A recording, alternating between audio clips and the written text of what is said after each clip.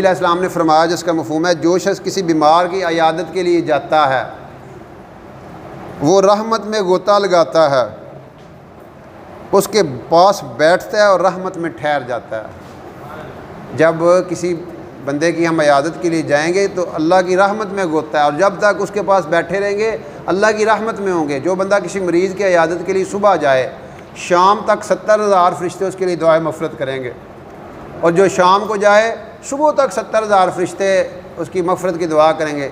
इस सियाने आंदे ने, सर्दियाँ शामी जाओ तो गर्मियाँ सुबह जाओ। हाँ जी, सर्दियों में रातें लंबी और गर्मियों में दिन कितना, यानी जब ये हमारा माइंड होगा ना, मैंने नेकी ज़्यादा करनी है, फिर हम रहें सोचेंगे यार किस तरह नेकी ज़्यादा हो सकती है। असी हुण क्यों नहीं बंदे का पता लैन जाते, असी इस पता नहीं लैन जाते यार पता लैन गए तो पैसे देने पैने ने।